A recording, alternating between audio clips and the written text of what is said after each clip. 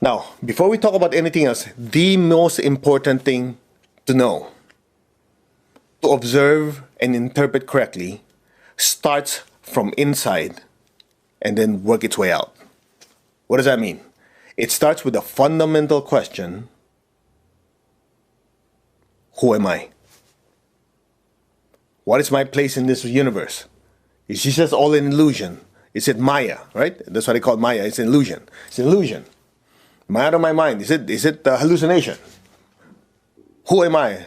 What the heck am I doing here? What's it got to do with me and the environment and my work? And what is my place? Identity. Identity. What is my identity? That's the first and most important, observation we have to do. After that, from there, we know how to act accordingly.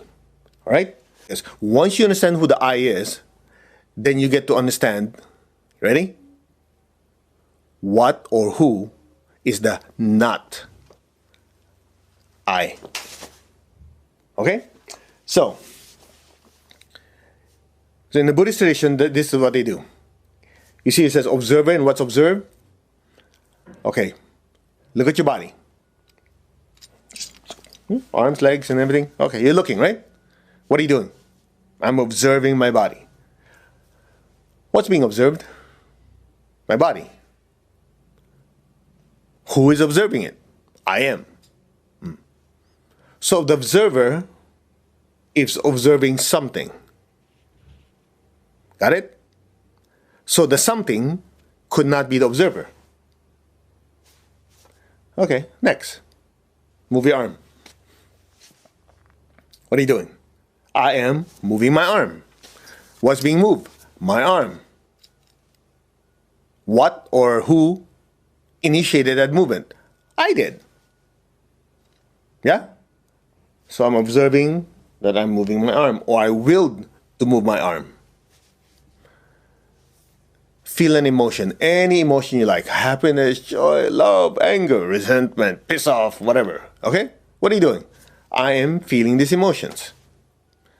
So what's being felt? These emotions, these something. Who is the one who triggered or initiated? I did. So I felt these emotions. So I created these emotions. You know what's next? I'm thinking of lunch. What am I doing? I am thinking of lunch. So the I initiated a process through this machine of some sort that created this thought, and the content of that thought is lunch. Okay, now, if that's the case, who is the mover of the body? Who is the feeler of the feelings? Who is the thinker of the thoughts? The answer is I. So I move my body, I created the feelings, I created the thoughts. Yes? So in the Buddhist tradition, if I remember correctly, the way he explained this, at that time, the Lord Buddha, the language was, I think, Magadhi or Pali. Okay? Anyway, in Sanskrit, they have this word called anatma. Anatma means not the soul. Atma is soul. So, over the years, for some reason, things got lost in translation and became no soul. But what it is they're looking at the body, they're observing. Remember? Observers looking at the body. Oh, I'm observing the body. So the body that's being observed is not the I, not the soul. Because the observer cannot be what's being observed. Make sense? And they start noticing the emotions. Oh, okay. I'm observing the emotions. So therefore, the emotions are anatma, not the I. And they start observing, oh, I created happiness. I created image of an apple. I thought of lunch. I thought of car. Well, they didn't have cars then. I thought of whatever, whatever you think of. Oh, I thought of something. So this is what's created. I'm the creator of that thought. So therefore, I cannot be that. If I'm the soul, this is not the soul. Make sense? So in other words, the secret to all this is as simple as this. you have to first differentiate what is the not I and what is the I. Now, watch. When you say something is not I, there are two things happening. You are affirming that there's this so-called stuff that is the not I. Yeah? Obvious. The more important one is you also have to acknowledge that there's someone who is regarding this as the not I. You got that? I am not this iPod. So, that is not I. But who is saying that? Who's saying this is not I? So you have to acknowledge there's the I and the not I simultaneously. Now, another way to look at it, and it's very mental, right? I hope you guys are okay, huh? Another way to understand is like this. The fact that you say, okay, I'm feeling happiness, I'm feeling anger, I'm feeling joy, I'm thinking of an apple, thinking of a car, right? So you're thinking about something, you're feeling something. It's obvious these thoughts and emotions are not the I, because before these thoughts and emotions were created, you were already there. The I existed before this. So therefore, these could not be the I. The creator of these thoughts and emotions, these products, existed before these came into existence.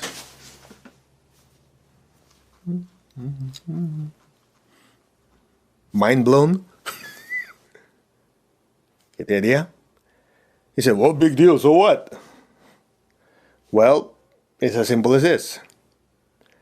If you can create anger and resentment because of a certain external stimulus, can you choose to shift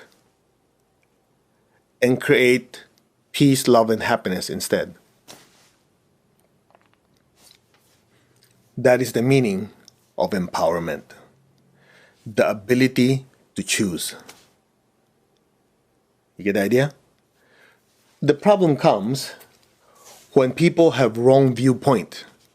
The wrong viewpoint is this stuff that's happening is I.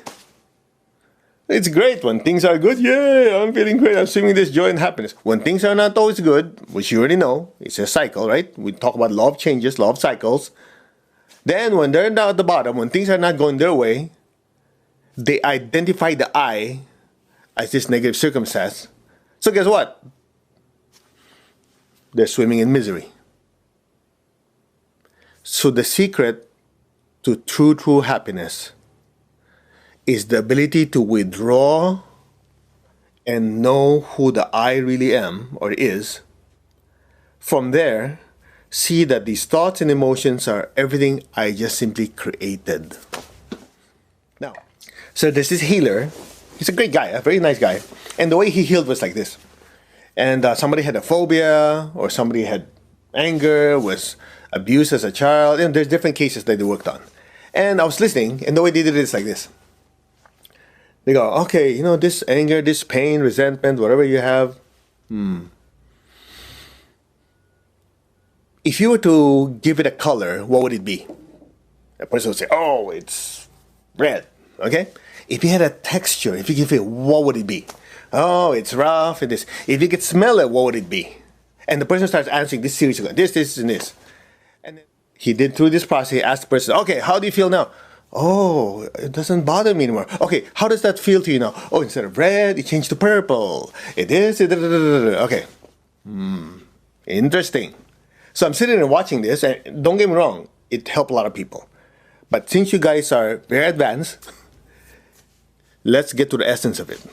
See what happens is this: when that person that that the healer was doing it on was feeling this anger, this pain, this feeling of abuse and frustration and whatever else, that person was owning the problem. In other words, they identified the I as all these things. I think you're getting it. The fact that they can now say, okay, it is anger, what does it look like? What does it feel like? They separated the observer would observed. When that happens, it loses its power over the I. Haven't you noticed? It's easier to give advice than to someone than give it to yourself. You notice that? Because when you're giving it to someone, you're observing it from a distance. You're looking at it objectively, yeah? And you can say, come on, dummy, it's so simple. This, for this, don't do that. That's bad. But if you do, well, I can't help myself. Because you are what? But this is very, very important, because once you have right viewpoint, everything goes smoothly. Okay, I'll just put in proper perspective. You notice when something happens, I just make something up. Let's say somebody calls you. Oh, by the way, come home right away. Something's happening. Blah blah blah. And they hang up. How do you feel? What's going on? You keep calling, trying to figure out, right? Because you don't know what's going on. So there's a tendency to panic, to think of the worst things, right? Once you get a hold of someone, no, because the pipe broke and then the water's everywhere. Anyway, I called the plumber and everything's fine, whatever. Or even if the plumber's not there yet or it's not fine yet, somehow, once you understand what's going on and you see it clearly and you see a path of how things fix, what happens? You calm down. Because now you have right viewpoint. You're able to interpret what's going on.